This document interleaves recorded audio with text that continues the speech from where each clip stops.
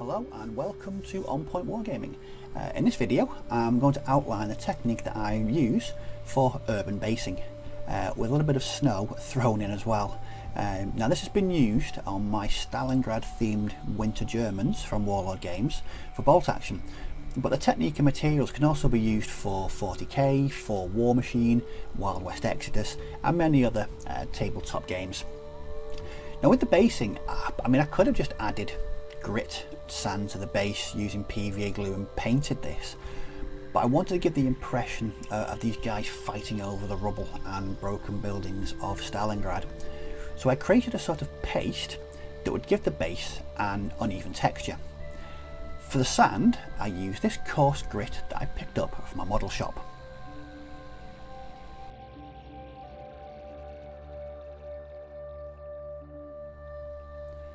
As you can see, it's comprised of different sized bits of sand and bigger pieces of grit. What I then did was I combined the sand and grit with PVA glue and mixed this into a paste. Now there's no real set formula or ratio for the PVA and the sand, but I found that having too little PVA can cause the base to crumble.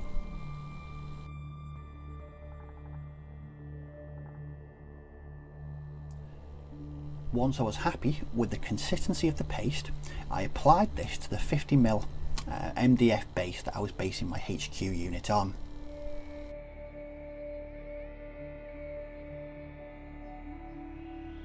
This was applied using a piece of balsa wood with a thin end to allow me to spread the paste across all of the base.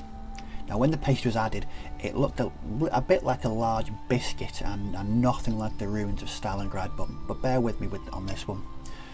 At this stage, with the paste still wet, I added a few details.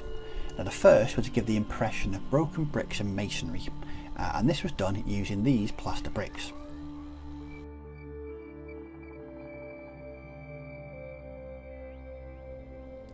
Now I underestimated how big these were when I bought them, and they were too out of scale to be used as normal bricks, but cut with a craft knife they make excellent looking bits of broken wall and building.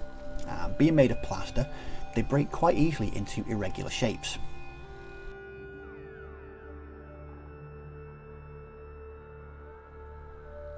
These were very simply pressed into the wet paste, and the PVA will ensure that these bind to the sand and the grit.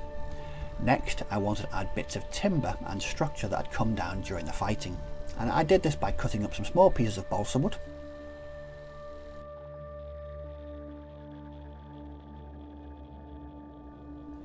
And like the broken bricks, these are just very simply pressed into the wet paste.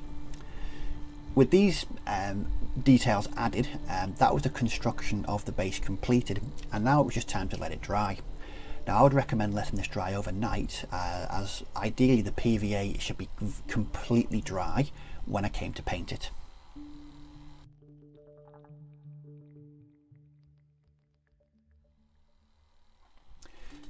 You will notice that now the base is dried, the PVA is soaked away and into the sand, and the grit is now less biscuity looking than it was before.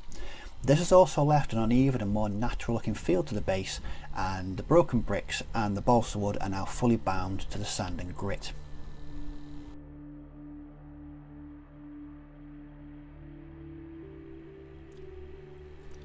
With this, it was now time to paint the base. Now for my Stalingrad Germans, I've opted for a very browny grey as the main colour for the base, and this was created by combining Vallejo burnt umber, dark rubber and olive grey, and applying this to all of the base.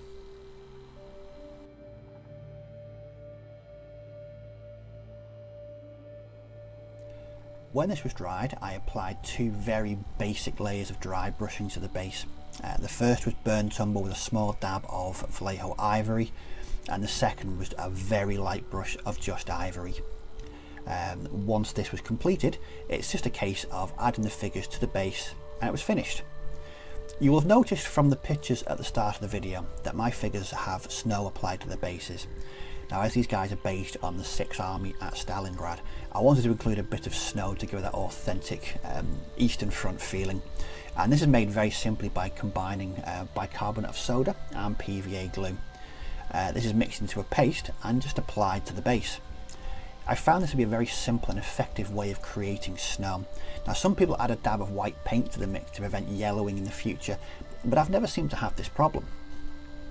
With the snow dried, that was the HQ unit completed, and I'm pretty happy with how the bases have turned out.